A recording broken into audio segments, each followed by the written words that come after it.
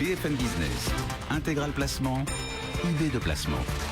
On vous propose régulièrement de booster le rendement de vos placements. Les SCPI peuvent vous offrir parmi les meilleurs rendements. Les SCPI, c'est de l'immobilier papier accessible à tous les particuliers. Quels sont les meilleurs SCPI? On va vous répondre avec Jonathan Diver qui vient de nous rejoindre. Bonjour Jonathan. Bonjour Guillaume. Le meilleur SCPI.com. Chaque trimestre, vous dévoilez les performances de ces fameuses SCPI. Les rendements restent toujours aussi élevés. Les SCPI sont restés un des produits immobiliers les plus attractifs là sur le dernier trimestre. Alors oui, au cours depuis ce début d'année, on est à 4,80 de rendement avec 4,79 au cours du deuxième trimestre. Ça reste vraiment performant en léger recul par rapport au premier trimestre. Ouais, très léger repli. On était à 4,83 sur le premier trimestre et donc 4,79 sur le deuxième. Pourquoi cette légère érosion du rendement quand même ? Alors, par rapport à l'année dernière, en fait, les dividendes versés se maintiennent. Ce qu'il faut voir, c'est qu'il y a eu beaucoup de revalorisation de prix de part, ce qui font que mécaniquement, le rendement immédiat est un petit peu réduit. Il y a une revalorisation du patrimoine des SCPI qui est plutôt une bonne nouvelle pour les épargnants. Cette légère érosion du rendement, est-ce qu'elle est amenée à durer ou c'est une parenthèse ? Je pense que c'est une parenthèse pour l'année 2015. Avec la hausse des taux d'emprunt, ça va stabiliser. Bon, des bons rendements, on le rappelle, 4,79, c'est beaucoup mieux que les fonds en euros, c'est beaucoup mieux que les livrets d'épargne évidemment, donc les SCPI restent attractives. Mais avec cette petite érosion des rendements, il faut être de plus en plus sélectif, de plus en plus exigeant quant aux SCPI qu'on va mettre dans son portefeuille. Alors, c'est sûr qu'il y a un attrait très fort pour les SCPI avec plus d'1 milliard qui ont été collectés au cours du trimestre. Et il faut être sélectif quand vous investissez en part de SCPI parce que c'est un placement pour la retraite. Donc, c'est important d'avoir une pérennité de son capital et de son dividende.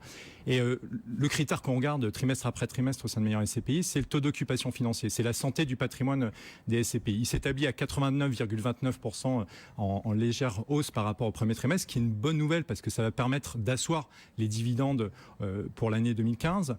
Mais aujourd'hui, on a envie de vous parler d'un autre critère qui est vraiment important, surtout dans un contexte où au final, il y a beaucoup de capitaux qui sont collectés par les gérants de SCPI, c'est de s'assurer qu'il y a une cohérence quelque part entre les montants collectés et les montants investis. Donc il y a des SCPI qui sont plutôt en avance sur leurs investissements et c'est une bonne nouvelle pour les épargnants. D'accord, donc quitte à choisir des SCPI, bien sûr choisir le meilleur rendement, mais aussi pour anticiper la suite, pour anticiper les rendements à venir, regarder le taux d'occupation financier et vérifier que la SCPI est bien en avance sur son plan d'investissement. Ça, c'est un critère important. Exactement, surtout en période de capitaux collectés. Alors, il y a des SCPI investis sur tout type d'immobilier, bureaux, commerce, à l'étranger. Qu'est-ce qui marche le mieux ? Qu'est-ce qui apporte le meilleur rendement ? Alors, aujourd'hui, ce qui fonctionne vraiment bien depuis le début de l'année, c'est les SCPI de type spécialisé. Donc, ce sont des SCPI qui investissent dans de l'immobilier de santé, des résidences étudiantes, mais également des locaux d'activité. Donc, on a 3 SCPI qui sortent du lot.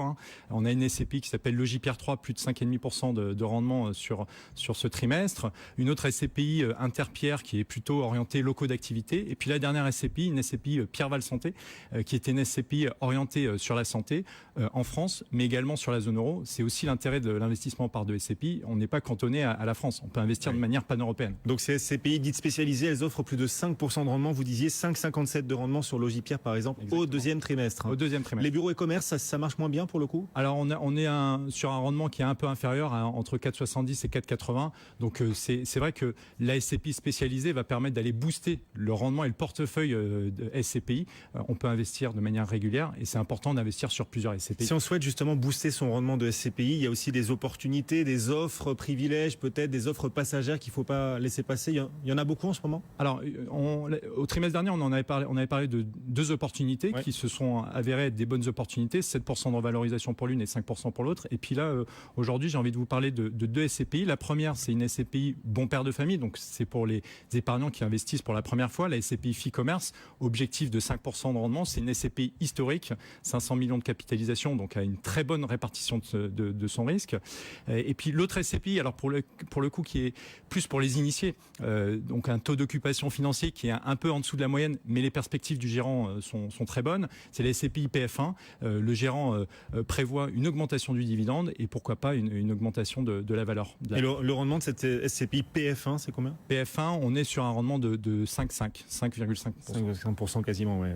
Pas mal. Donc voilà, 2 opportunités pour vous qui souhaitez peut-être investir dans ces SCPI, booster le rendement de votre immobilier. Le défaut des SCPI, c'est que la fiscalité est importante quand même. Il n'y a pas d'avantage fiscal à investir dans les SCPI aujourd'hui ici. Alors, on peut distinguer les SCPI de type rendement qui vont vous verser un rendement trimestriel, des SCPI de type fiscal qui pour le le coup, vont vous permettre d'avoir une réduction sur la fiscalité en fin d'année. L'intérêt des SCPI fiscales, c'est que vous allez pouvoir bénéficier d'une réduction l'année de la souscription. Si on prend l'exemple d'une SCPI telle que la SCPI Malraux, en investissant 10 000 euros d'investissement, vous allez pouvoir avoir une réduction d'environ 1 700 euros.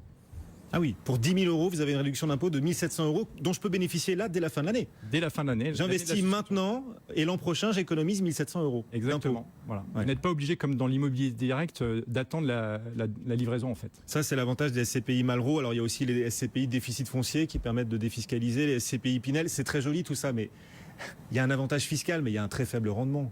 Alors, le rendement, c'est vrai qu'il est faible. Il faut avoir en tête 2% d'objectif de rendement, mais c'est vrai que pour les personnes et les épargnants, les Français qui souhaitent un peu défiscaliser en fin d'année, ça permet de piloter sa fiscalité en fin d'année. Ouais, des idées pour défiscaliser donc à très court terme avant le 31 décembre. Jonathan Diver, meilleurscpi.com. Merci Jonathan. Merci. Et à bientôt. Le CAC 40.